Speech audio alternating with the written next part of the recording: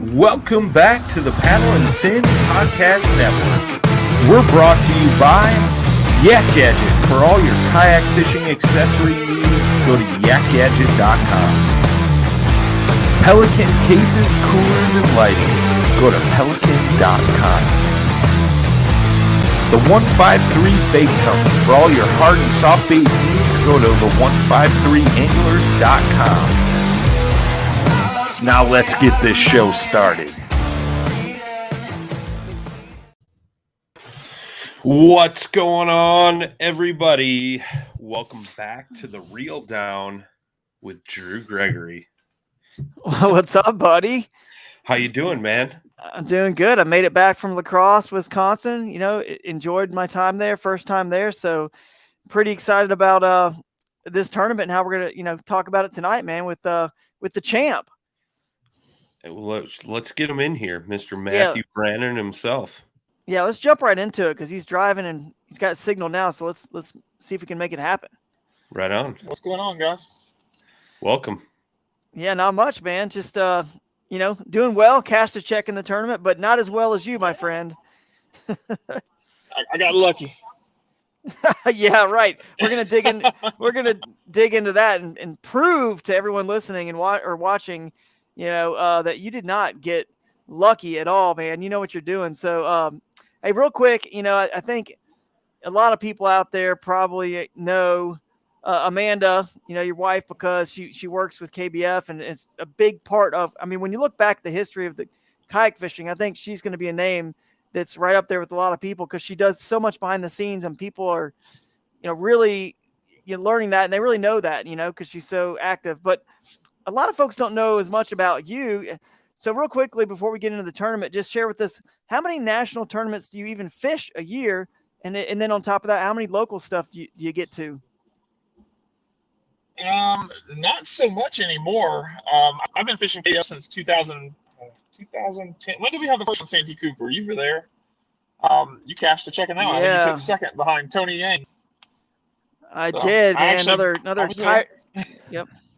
Yep, you were there. So you've been doing it for a while, but you're not like as frequent as some of the other names because you got a full-time job, obviously, and you can touch on that. It's a pretty important full-time job. You can touch on that, but do you fish any local stuff?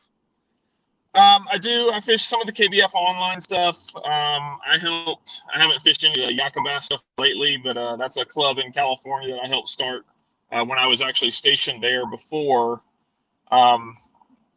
Still fish some of the half a spot regionals, some of the Fishing Chaos benefit tournaments. I just signed up for another one, Thin Blue Line. This one to benefit first responders. But as far as trails, I don't get out very much anymore because of my job. I'm in the Coast Guard. I was kind of excited when I got orders to the East Coast in 2018. Going back to South Carolina, I thought I was going to be able to be more involved, but I was on a ship out of Charleston, and it just didn't work out. I was gone. I feel like I was gone more than I was home. I think the only one I got to fish there, I fished the KBF event on Santee Cooper, and I fished Gunnersville, the Hobie BOS on Gunnersville. But, I mean, other than that, I have been gone from the national scene for a little while. We're looking forward to being back on land now, so we made the drive out to fish Lacrosse, going to the TOC down in Eufaula. I won't fish the national championship this year. I just don't have off, and between driving from California all the way back to all these tournaments is a little tough, so I have to pick and choose. Yeah, for sure. Do you think you'll ever get moved back east?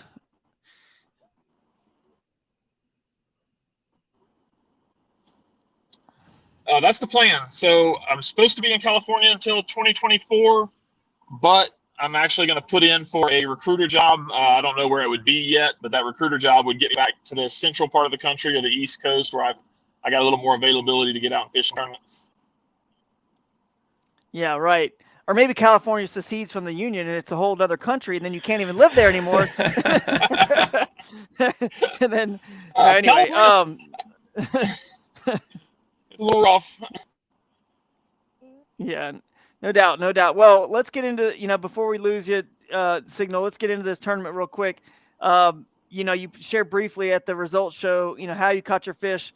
And I know we don't want to keep it too long. You're trying to make moves on the road. So, but give us a little bit more than obviously you had time to do with the results. Tell us a little bit about your tournament. We don't need to go into day 1 and day 2 and all that and all the details, but you know what I'm saying. Just quickly just break down the area you found your fish and how you patterned them to find such a pattern that caught the bigger fish that, obviously gave you the win. Okay. So I practiced 3 days. I fished pool 8 with Katie Baca one day, and then I ended up down on 9 for my other 2 days of practice. Got up in the marsh. I'm not a smallmouth guy, so I started targeting largemouth. I grew up on a river system in South Carolina that fishes a lot like what Lacrosse did. And paralleling grass lines is always, if you're searching, paralleling grass lines is the way to go to find your fish. I got lucky and came upon a big school. I was getting bit every cast. If you threw out and had a fish hit and it pulled off, another one would hit it instantly. So I knew there was a group there. So I bailed from that spot, left it alone. Went and found 2 other areas that had bigger fish in it. Similar areas, current seams, grass lines with sand, hard bottom patches. The trick was, come tournament day, one of them was blown out by chocolate milk, even on day 1. So I lost that spot. My other spot was an island that had current going around both sides of it. It was an island that was in the marsh, not in the main river. So it was shallower water. I was only fishing like 4 foot deep and still concentrating on grass lines. So I found those 2 schools that basically, they made up my tournament. When did you find them? What practice day? So I fished Tuesday, Wednesday, Thursday for practice. Wednesday, I found the island. Thursday, I found that big school that I ended up sitting on for the tournament. Right. Do you remember ever watching the red crest, the very first red crest at Lacrosse, when Edwin Evers caught a fish on every cast pretty much for like 30 casts? Sure did. When you were talking on stage of the results, I thought about that. I said, I know there's schools like that out there. Dude, I had 6 bites on the second day. So, like, I was searching for that school. My stuff got blown out. I was searching for it. I was blessed that they were good bites, and it obviously snuck me in the money. I did lose 3 giant fish on day 1. But anyway, I never found the school of quite that size that you did, but that's exactly what I know lives there, and it's just unbelievable. That's what I told him, man. It was one of those dream spots. I mean, I lucked into it. I was going down a grass line. I had a loop in my reel, so I threw out to open water. That cast happened to go across the end of a point where 2 creeks came together, and I got smoked on that shock blade. And I just basically sat there and tried to figure out exactly where the fish were positioned. The current seam was real obvious. Once I figured out that hard bottom, they were sitting on the backside of that grass bed and hard bottom. It made it real easy to pick them off. Day 1, I mean, it was gold. And I didn't want to beat them up too bad on day 1. I was hoping that I had enough fish there. I had no idea what was in that spot. So I sat there and got 81 inches on day 1. And day 2, I mean, they held out. It was incredible. I don't think I've ever seen a school that big. I mean, I probably caught 120 fish making the same exact cast nonstop. It's not normal, dude. Yeah, it's not normal. It was incredible. Crazy. Dude, have you ever heard the phrase, guys? I'm sure a lot of you guys have, but when they say that 90% of the fish are in 10% of the water, like you just found that you actually found the 1% of the 10% that really they're in, because it was one cast. But that's just remarkable. It makes me think of the ocean, or it makes me think of like, some just crazy stuff. I don't know. You just don't see that in bass fisheries very often. You see it with big schools of ocean fish. You don't see it with bass. Maybe the big lakes like Kentucky Lake and the lakes where they school up on the ledges or in the summer or whatever. But it's like a needle in a haystack sort of thing. And that's really cool, man, that you found it. That's pretty awesome. Now, did you ever need to have GoPro running? Yeah. Oh, dude, be amazing. Was there any other anglers in the area when you were catching these fish, or any bass boats show up and find that spot? Or did you actually find something that nobody... But could a bass boat have easily gotten there? Oh, absolutely. I was just off of the main Mississippi River channel, probably not more than 200 yards, and it was up a main feeder creek. And every time I heard a boat, I know they had a big tournament at a launch where I put in on day 2, and every time I heard a boat run down the river, I was like, oh, man, here it comes. I'm going to have somebody sitting on me. Never saw anybody. Never had a boat. I had a couple duck hunters come through My second spot, the island, they were scouting, but I mean, nobody fishing. I never saw another boat fishing, never saw another kayak fishing. I only had one other kayaker put in at the launch that I was using. That's awesome, man. That's like my dream come true when you're like the only one there, or maybe one other person, and that's it. And you got all that wild stuff ahead of you. You know that, they're probably not going to your area, and you probably got it. So that's really cool, man. Definitely cool. Yeah. Brian, do you got any questions for Matthew here?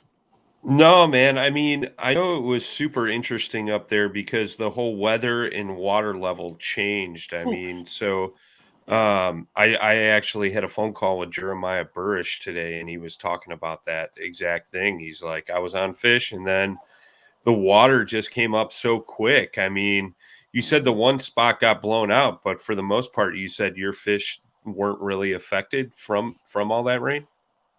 Right. So 3 spots. I mean, obviously up there, the Mississippi River is huge. I was fishing a marsh area, but that part of the river from the, what would it be, the Wisconsin side to the Minnesota side, I guess, it's got to be 2.5 miles across. And I had a spot on each side and then one dead in the center.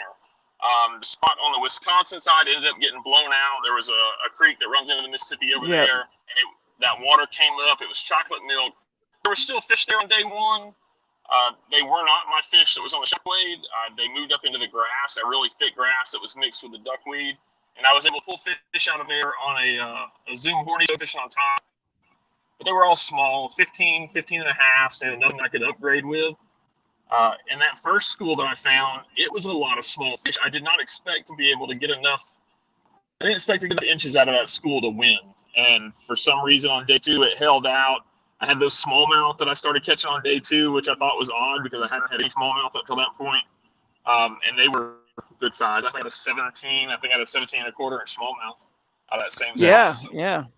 Dude, well, to me, I'll tell you what my theory is more with the water coming up, more current. That was a stronger current seam.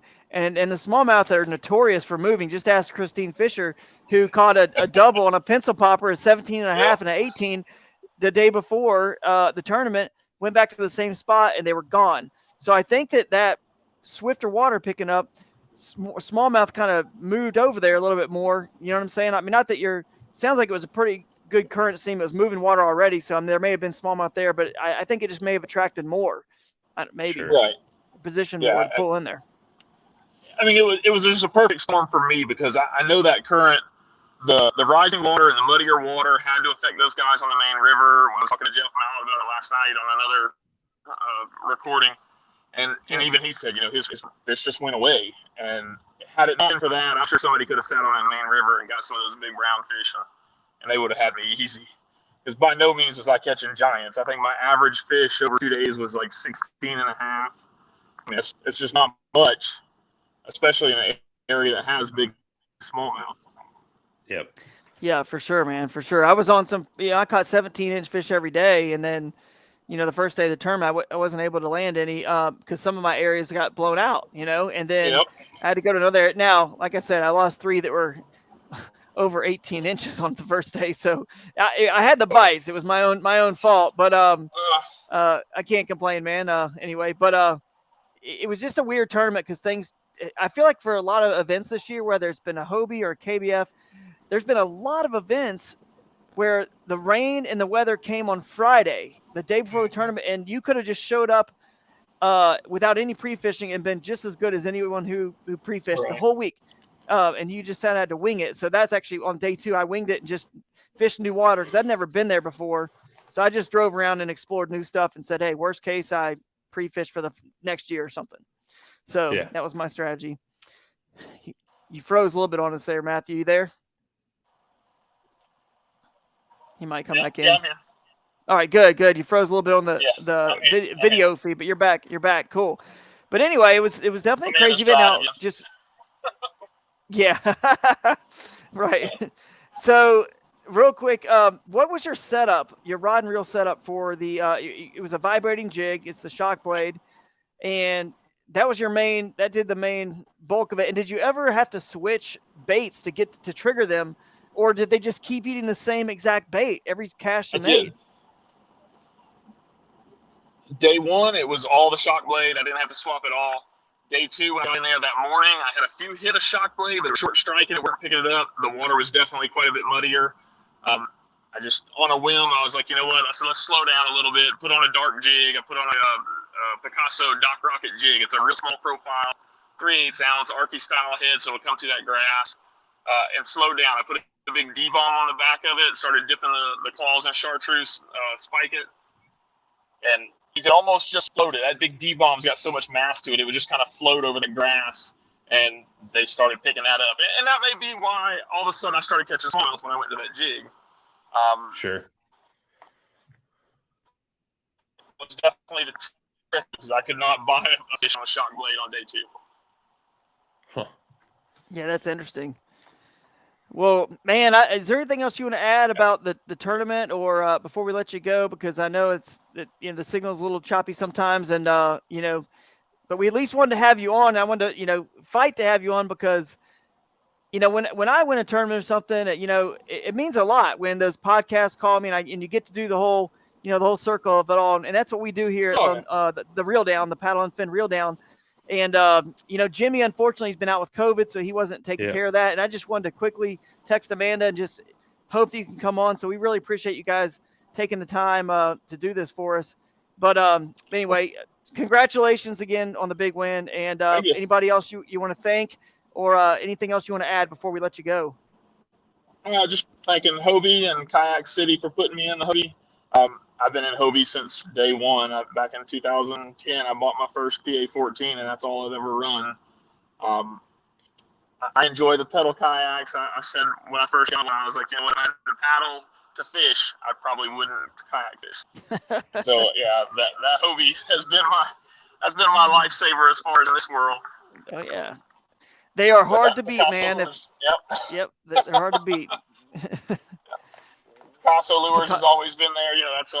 That's one of my main companies that we work with, and Dan Vesuvio has been great about getting us product and letting us try stuff. So definitely shout out to him. And then Dakota Lithium, they came on board. Craig Storms is taking the kayak world by storm.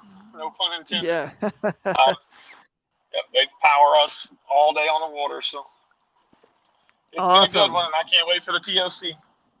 Heck yeah, man. Yeah. Brian, you got anything else you want to add? Or no, that's it, man. Just good luck at the TOC, and thanks for taking the time tonight, man. I'm excited. I'm trying to drive through these fires or try and get home tonight sometime. Yeah, good deal, man. Well, y'all drive safe. Show us Amanda. We got to wave to Amanda. It's a good job. She's over there driving. Good job, Amanda. we love it. We love Amanda Brannon. I can't wait to see her at the national championship, and she does such a good job. The thing I love about her, man, you got a good girl there because she just cares so deeply about the anglers in our sport, man.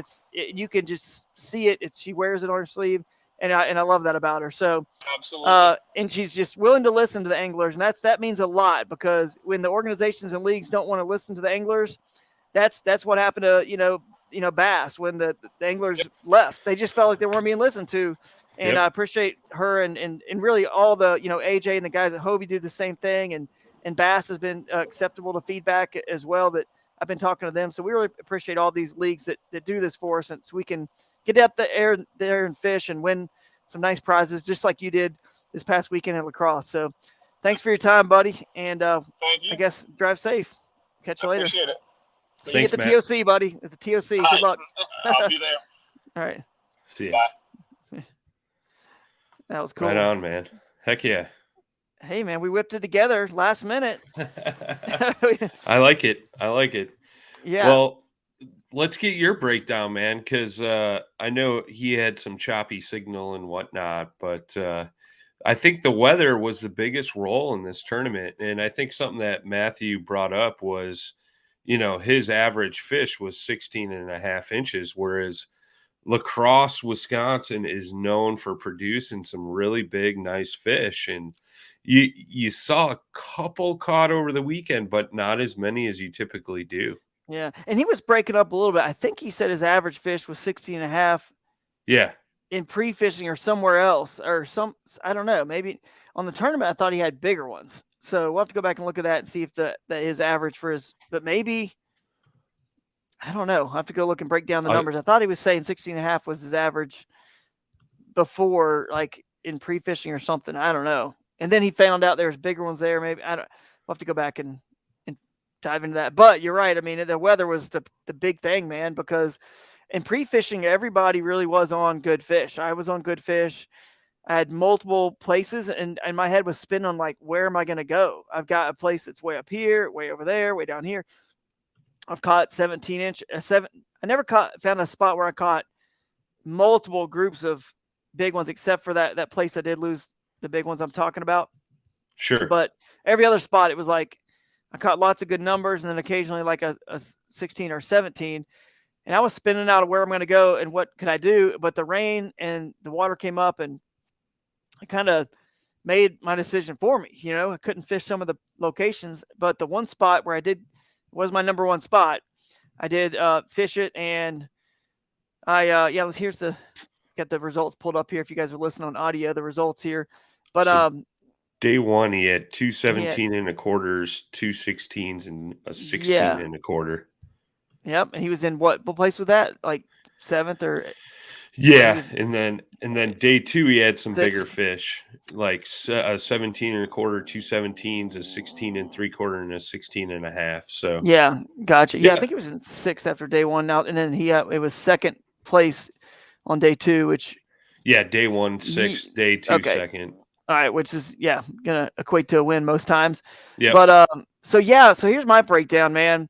I went to the spot. It was quite a ways from the access, and this isn't it's a very small area. The first place I went on day 1, and you can only fish it so long. It's just the fish are kind of in a small area, and they're either, once you fish it and you stop getting bites, you kind of either have to just go away and let it reset for a certain amount of time, or leave, and go somewhere else. And obviously, being in a tournament, not wanting to waste time and wait for something to reset for a while, I left. But what happened first was, 6:05, 5 minutes into the tournament, I lost, and I have got it on GoPro, and maybe one of these days you guys will see it, but I lost dude, it was a 20-incher. It was 5-pounder. It was huge. It jumped, so I saw it. It's not like I didn't see it, and it was gigantic. And the night before, I had restrung all my reels. I got some new reels, and I respooled them, and I tightened down the drags. And I have a routine. I don't forget to tighten down drags, so I do that, and I pull the line. And this fish just started taking drags, so I didn't have one of my drags set quite tight enough. And when he did that, he actually pulled down. I couldn't horse him out of off of a man-made piece of structure, and he broke me off on that piece of structure. So anyway, that was a bummer. And then, but I did proceed to catch or hook 2 more big ones. One of them just came off the usual, it jumped and the bait came out. It was a chatterbait, and you just don't know why. That no one will ever figure it out, and that's why we love the sport. Pros lose fish. I get, the Major League Fishing, Bassmaster Pro, everyone loses fish. It's part of the game, right? It just happens. So I don't think I did anything wrong with that fish. It just came off. The other one, kind of similar. I was fighting it for maybe 7 seconds, got it pretty close to the boat, and made a turn, and it was pulling really hard. It was, I was trying to horse it in. I was like, man, I can hardly turn this thing. And it was fighting hard enough, and the way it was fighting, to know it wasn't a pike. There's a lot of pike up there. And so I was like, usually those things just kind of come up, and then they just kind of lay dead almost. Thrash. Thrash. Yeah. So I don't think it was a pike, but anyway, that was a largemouth, I'm pretty sure. And it just came off. When it made a turn, it just came off. So I had to scrounge on day 1. I ended up catching 3 more fish in that area. So I had like 6 bites, in that good spot of mine, 3 big ones. And then the ones I caught were not bad. It was like, I think a couple 15s, maybe a 16 something. So decent fish, nothing, huge. But then I had to scrap that idea and go to another spot down in pool 9, and because I was in pool 8 to begin with, pool 9 next. So I went down to another spot, and we had done really well there pre-fishing the day before. We just kind of quit and laid off of them, right? And so I went down there knowing that other people were, probably already there first. I had to kind of make a decision because both spots are really good, but I really didn't want anybody else going to that first spot before me, because it's such a small area, you know, and you could fish it. You know, the other stuff's kind of like not like a Matthew Brannon spot. That, like this, my first spot's kind of like his. It was like a small area, just a couple casts, you know. And the other area I found the fish was more, they were more spread out in a zone. So I wasn't, you know, I would rather go to that one second, you know, because maybe some people haven't hit the exact spots or really found them in that area. So I went over there, and the water, that's where I realized the water had come up in that spot. It was a lot more stained, but it wasn't stained where you couldn't catch them. And I said, well, you know what, this is kind of a good thing, because other people may have come through here, and I saw some other anglers and they weren't having much luck, and they were kind of down and about the water coming up. And I looked at the water clarity, man. And I'll be honest, I said, if this was March or April, we would be like just high-fiving each other when we get to the boat ramp and see water clarity that look like that. And you catch giants in March, April, May when you got stained water like that. And so I was like, you know what? I know fish bite in this. I put a second skirt on a spinnerbait, the Z-Man sling blades. I use a second chartreuse skirt, so it makes it thicker and fuller.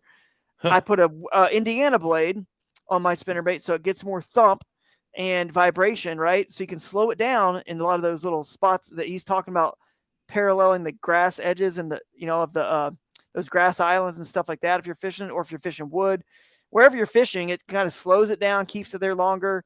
I've got a more visible bait, so I was confident I could get a few fish to bite, and I eventually did get my limit. Caught a 16 1/4 smallmouth, and at 2:45. I still had a 13-inch fish on the stringer. Not great, you know, still, you know, of course, sulking a little bit in the back of my mind about those fish earlier in the day, but trying to stay positive and just grind out what I can to give myself just a shot on day 2, right? And at 2:45, I got bit on a buzz bait with a Z-Man. I think I had the swimmer, no, the new goats, Z-Man goats bait on the back. I had one of those on the back, and it smashed it, and it was like a 15 something. So at least cold me up a couple inches to end me at 77 1/4. Not amazing, but when the winner is at like 85, or the leader on day 1's 85, you're not that far back. You're like 8 inches back. And then 10th place or 11th place, which was the money, right? The money cut was 11th place, the top 10%. I believe they were only around 80 inches. So I'm only 3 inches back, even though I lost those, you know, big fish. So I was kind of optimistic about that, even though I was in 29th place overall. It's you know, it doesn't look like you're going to be close to the top 11, but man, it's amazing what you can do when it's a field is that stacked tight, you know, with the scores. So the next day, went to the first spot again. Another angler was there. You know, that was kind of, you know, unfortunate to see, but, you know, they found the spot independently, and good for them, you know, and actually good friends with the guy. So I wasn't like upset, and he was super friendly about it. I'm not saying who it is, because I don't know if other people knew where he was. I don't really want to, whatever, if people knew where I was, then it kind of could blow up the area, whatever the spot. But sure. He was really cool and said, hey, I'm not going to throw into that, because he knew where the sweet spot was too. I'm not going to throw, you know, into that area, right? If you know, until you say, you know, you've fished it and you're cool with it, because I was there on day 1, so he was just kind of like being nice, and he didn't have to, and I really appreciate that. But I said, dude, no, let's share it. That's fine. You can kind of throw on this side, you know, out though on that side, you know, kind of share it, split it, kind of down the middle. And because he was actually further ahead on the leaderboard than me, and he could have had a chance to win. So, okay, you know, I was like, hey man, I'll be happy to just share this with you, and we'll do it that way. I caught a 16 1/4 and just couldn't really get anything else. And so I kind of worked around to see if the fish had moved a little bit, worked around the area some more, and couldn't really locate them. And I think that the local pressure came in real heavy after day 1. I noticed a lot of locals came in there and were fishing it too, and I'd already kind of beat it up. So I just left and said, you know, you guys, they can all have it. So between he told me he had pre-fished there, this kayak angler. I had pre-fished there and caught fish. He caught fish pre-fishing. I beat it up on day 1. The locals came in and beat it up the rest of Saturday. I mean, he wasn't really smashing them, and I had caught one. He caught a few there, it looked like, that I noticed. I'd only caught one, but it was a 16 1/4, so it was a, you know, solid fish. Yeah. And I bailed by like 7 o'clock. You know, we started at 6. By 7 o'clock, I was gone back to the ramp, and I think maybe 7:30ish I got back. I was gone. I just said, you know what?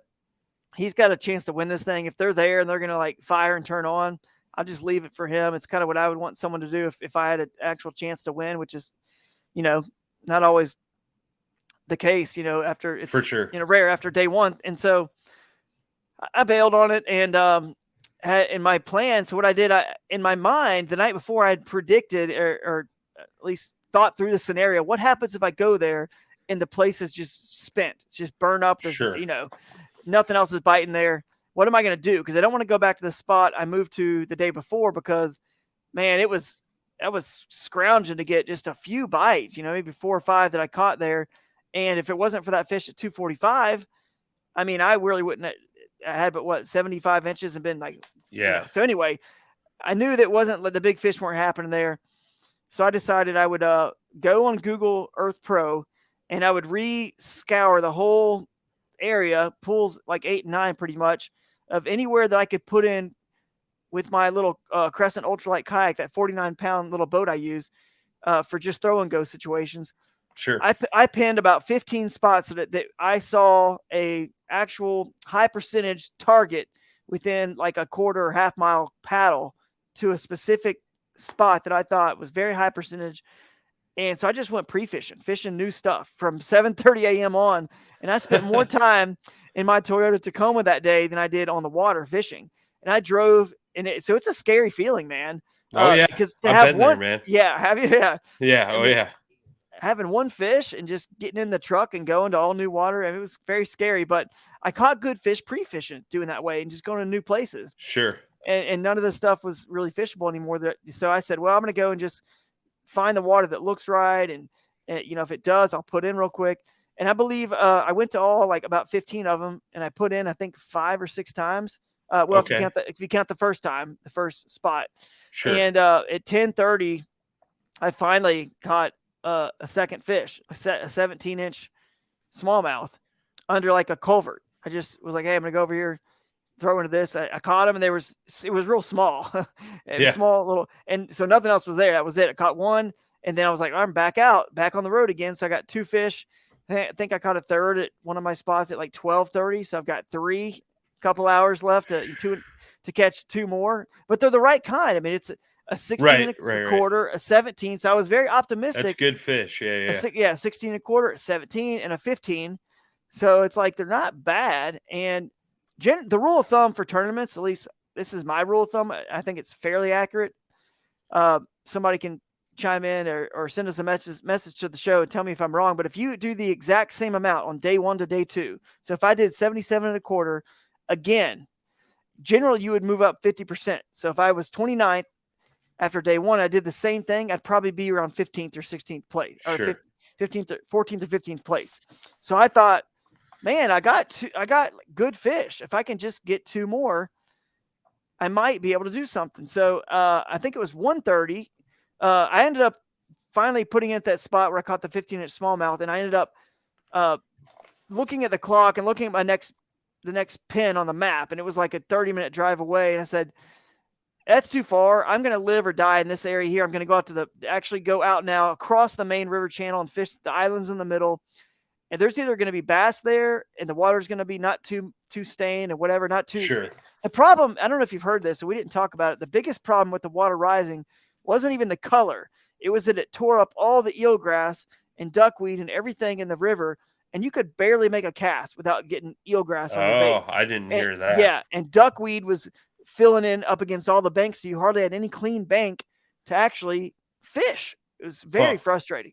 So I was like, I'm going to live or die going out to the middle, and it's either going to be fishable and I'm going to find some bass, or I'm going to be stuck on 3 fish. But like I said, I caught one on a spinnerbait at like 1:30 and then ended up catching again, this is kind of ironic, but at 2:45, 2:44, I still have 4 fish. I have 15 minutes left, and I'm like, I'm gonna die out here with 4 fish and not make it.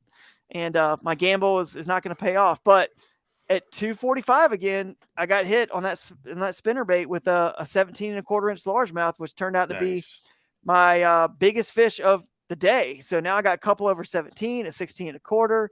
I mean, a 17-inch even and a 17 and a quarter, a 16 and a quarter, couple 15s. I have 80 and a half inches, which was like probably 6th or 7th or 8th place, something like that. 8th place on day one. I don't know what it was, somewhere around there.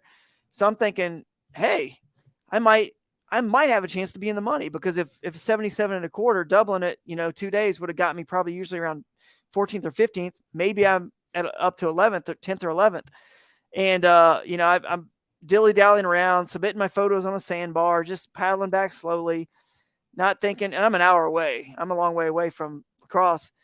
All of a sudden I get a text at like, 3:56, hey, we need you back. You're in the, from AJ, you're one of the guys that's top 10%. So come on back. And I was just shocked, man, that I made it, cast a check, because I had a good streak go. I've got a pretty good streak going where I've cashed checks in 8 of the 9 Hobie BOS events I've fished, which That's is pretty awesome, crazy. man.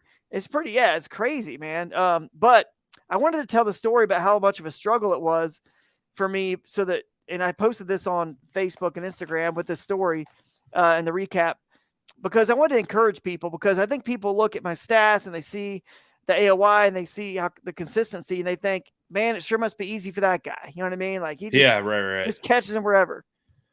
And it's not. I've had multiple tournaments that ended very similar to this, where I got on something late. I made a decision that just changed everything, and it worked out. And part of it's, experience and instinct. But I just wanted to encourage people and the listeners here that you're a lot closer than you think you are, because I was nearly, both days, I nearly was, way had way less than I ended up having if I didn't get bit 15 minutes till.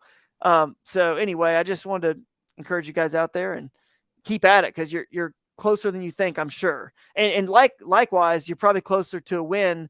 If you've kind of been doing okay, but not quite ever really cashing checks or winning, you're definitely closer to a win than you think too. So yeah, hang in there. Well, it's that thing too, right? Like, never give up, because Yep. you just never know when you're going to get bit, and it only takes a few minutes to catch that winning fish, or that fish that puts you in the money, and you just never know. If I pre-fish my butt off on the second tournament day, just practice the whole, as much as I can, I could find one of those spots. And you could find one of those spots at 2:30. Sure. 2:45. And he said he caught a fish every cast. So yeah, and he caught like 120 fish. So it's never over until you've just given up, or the time's finally up, So you can sulk, and I said this on my post, like, you can sulk and you can think about what excuses you're going to say to whatever friends or people or following you have, you could do that when it lines out and you actually have to maybe think about, what happened or where did it go wrong. But until then, like, keep your head down, keep grinding. I just said a little prayer and just kind of calm myself down, after day one, losing those 3 big fish. Cause now in hindsight, looking at it, I could have maybe had a shot to win, with those 3 big ones. You add a 18, 2 18s and a 20 if I land them, if the others were that big, which I feel like they were, but I also could be completely wrong. But anyway, so I'm taking the positive. You're adding, almost 10 inches to your score total, with those 3 fish. That's true. And I think I lost, not lost, but I think I was about 10 inches behind. So yeah, if those fish were, now the one I didn't see, he thrashed and came up and he turned, he pulled real hard, and I felt him so good because I could not turn him.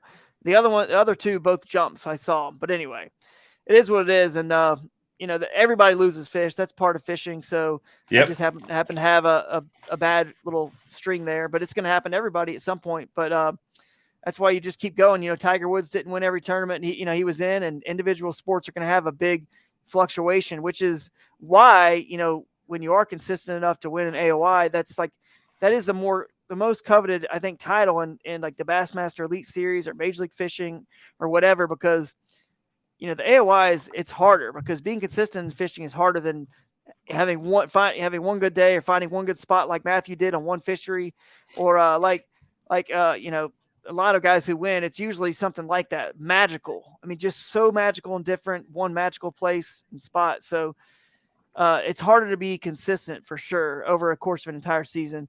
But anyway, that's kind of my update, man. It was a lot of fun. I can't wait to get back there and hopefully have a little bit more stable conditions next time, where we don't have to scramble. But the good news is too, plus I've seen a lot more because I went and basically practiced on the last day of the tournament. So I enjoyed my first time up there. Right on, man. So let me ask you this because I'm always curious. You know, anytime there's a tournament in lacrosse, it's pools 7, 8, and 9. And it's always everybody focuses on pools 8 and 9. Is there any reason why you didn't fish pool 7? I pre-fished pool 7. I did, but I knew the Black River area had gotten blown out because it flooded. The river gauges were showing that river being pretty darn like it was supposed to hit a flood stage. I think someone told me. I think Cody Prather was telling me that. And I looked at the gauges and it was super high. And I said, well, that's going to be blown out. A lot of that water coming from over there. And I didn't have but one day up there. I caught fish there. I did lose a couple that I could never confirm if they were bass. But I lost a couple and they were in spots that usually bass would be. And it was very much a mystery to me, whether or not the ones I lost were big or not. So, but it didn't matter because it was blown out anyway. And I had spots that I definitely saw or landed the bigger ones. I like pool 7, and a lot of the pros and people that fish that fishery, they all love pool 7. They say pool 7 is where it's at. And I know people in the top 10 were in pool 7. One of the guy that I believe that led on day 1, 85 inches or whatever it was, he was in pool 7. He told us I'm pretty sure he did on the results at the the Hobie BOS results show there. So 7's great. I just happened to also be staying further south. I was actually in Iowa where the Airbnb was. So I just happened to be a little bit closer to those pools 8 and 9. And that's kind of what made my decision, Okay. All right. Right on.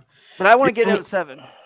I'm just always curious, man, because it seems like that gets overlooked a lot, and there is some good fishing in there. Oh, heck yeah. No doubt about it, man. And I like the way, the water looks, and I got a lot of bites. So I think it's going to be the cool thing about lacrosse. I think it could be win at any pool. It's not like there's one pool that really has been dominating. I wish we could have the stats that showed which pool everybody was in. But I know not everyone would give up that information, but Sure. that'd be cool. That'd be cool to know because I really don't think you'd see a big, like one dominating. I really don't, because in pool 8, it gets more pressure, probably because it's right there in lacrosse, and people don't want to run in bass boat tournaments. The tournaments out of lacrosse, they don't always want to waste the time locking through. Even if they do, they lock back to, and fish in pool 8 some before they go in. It gets more pressure. But if people are going to pool 9 and pool 7 and bringing bass to pool 8 that for local tournaments, whatever, and releasing them all in pool 8 because the tournaments are out of lacrosse, then there's probably more bass in pool 8. You know what I mean? It's Sure. They're kind of getting stocked in pool 8 because they're not going to obviously move between the pools. So that's what's nice about pool 8. And then pool 7, you're kind of up there out of the way a little bit more, and it got a lot of good numbers of fish. And then pool 9 is the same thing, it's a little further away. And I don't know, man, but it was a wild event. What I thought was cool about it though is on stage when people were talking, and I was talking to Ken Morris about this, I was like, this is crazy how everybody got to the top. Okay, you've got Guillermo, Jay Wallen. Some people were saying they locked a frog in their hand and were so shallow. And if you looked at Guillermo's boat, like when he took out on day 1, when we were taking out at the same place, and his boat was covered in duckweed, the whole thing was just covered in stuff. And I said, man, your boat looks like a Drew Gregory boat, after a day of fishing. Because people give comments and all the time about my photos, my fish photos, in tournaments, and the sticks and the limbs and the branches and the weeds and everything that's always in my boat. Anyway, they were frogging. A lot of guys were frogging largemouth super shallow. Now, other people were saying I caught him in current seam, like Matthew, like current seams, or other people were saying they were in, like in the wood, off of wood. And there was just a lot of different guys catching them a lot of different ways. Main River, I was catching on the Main River And then other people were like, oh, I found a creek that was flowing in. There was some, some of those rivers that come in, like the Black River, didn't play, but there are other rivers too. So most of them were blown out, but people were catching them in all the tribs. I mean, it's just everywhere. You just got to find what style of fishing you like to do and go with that. Russ Snyder's and Kate Field, they were like, I was in a ditch in the middle of nowhere. So they're moving. Yeah. I think they were probably somewhere where the water has gotten up high now at the lower end of the pools, where you just have reeds in the water, no true islands, no true trees anymore. It's just, and they're talking about a man, either I don't know if it was a natural ditch or a man-made ditch, but when someone says they're in a ditch in the middle of nowhere, and it was like, I think Russ or someone said it was like 10-foot deep ditch or something out in the middle of nowhere. That just tells me that's like, because other people were saying they caught them in the reeds that were flooded like that, the reeds. So now we got actual islands with current, the grass lines, like Matthew was talking about, the current seams, the grass lines. You got the backwaters with the pads and the vegetation, the frogs. Then you got the actual real true lake part of the pools, right? That are reed lines, and people just kind of stumbling on, pads and milfoil and different grass that kind of mix together where they kind of happen to like. It's just so many different things you can do there, which is what I was intrigued. You can find something that you like, fits your style. Yeah, so, that's cool. But hey, man, I got this pulled up because Susie Q is doing a good job for us. Nice. And she's got the fantasy stats updated, even including the lacrosse winnings. So I don't know if I could just read it out real quick, but Russ got second place. He's up to $29,000, which is pretty cool. And Jody's at 25. But anyway, I want to give you the update on that it's all everyone out there playing the fantasy game. It's up to date as of lacrosse. So that's pretty cool. I'm up to 13,594. So I'm in 2, 3, 4, 6th place in the money list. So not bad. Nice. Guillermo made some money. He moved up into like 8th. So yeah, it was a good event for a lot of folks. And Adam Reiser had a really good event. Kate, like I said, Kate Field. So congrats, Kate. I've said this on my post, like, you beat me, you got me on this one. I know you made it public before on the Paddle and Fin show that you wanted to beat me. And she, just a big shout out to her. She came back she won the Dakota Lithium Power Move. She came back and jumped more spots than anybody else from day 1 to day 2. And she found one of those spots and just was tearing them up. So congrats to her, because she's put in a lot of time, and heck yeah, you can see what happens because she's committed to doing this now full time. So you can imagine, you better get better pretty quick if you're like fishing every day and learning.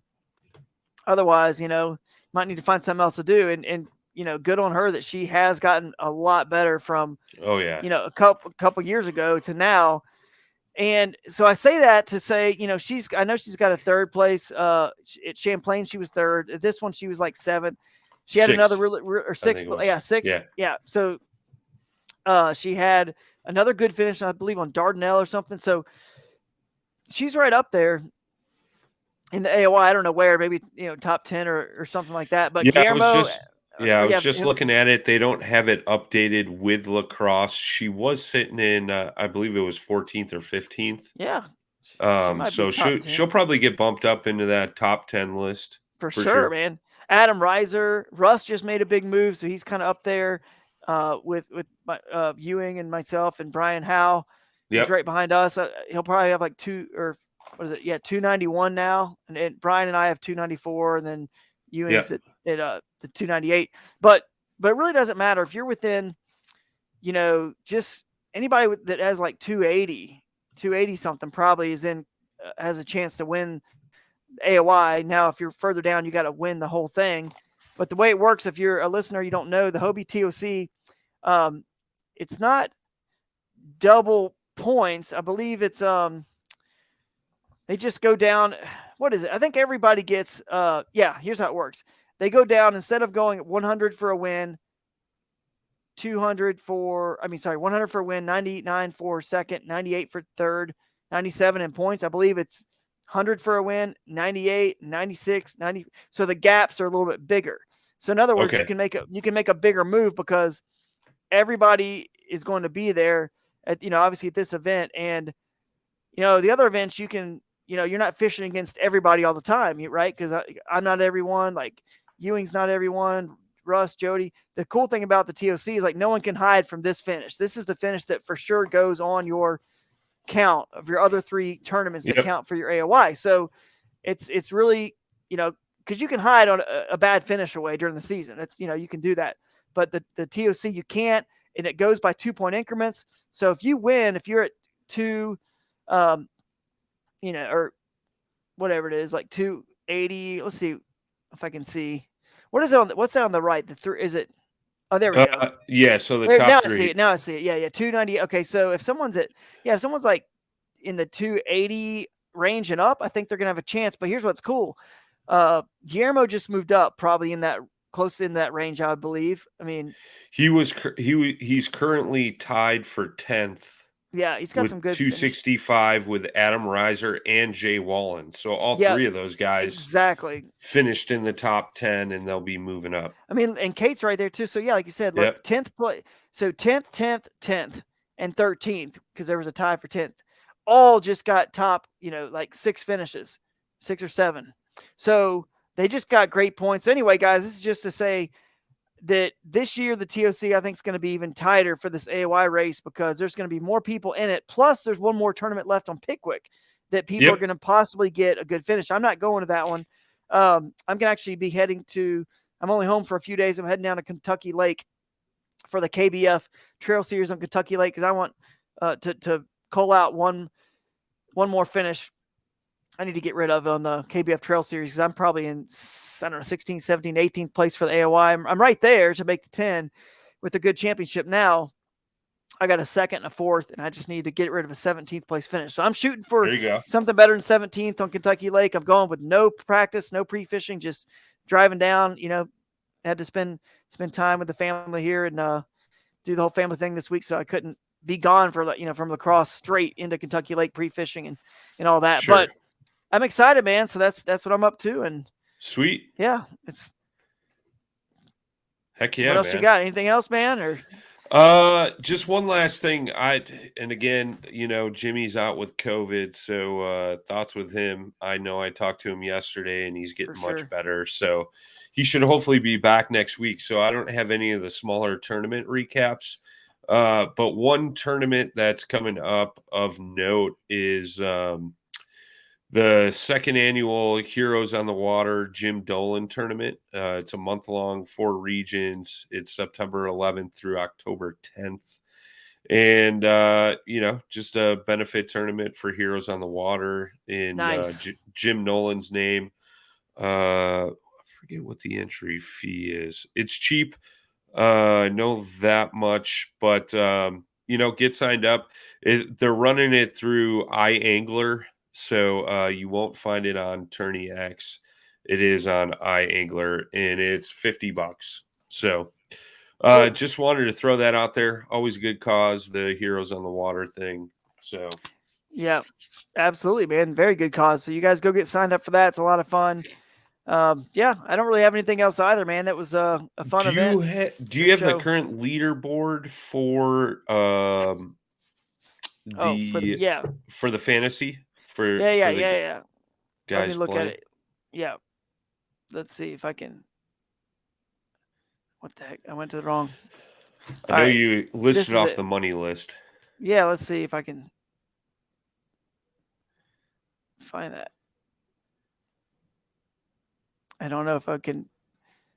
Every time we here we go. The teams. Okay, here I have to click on teams. That's my problem.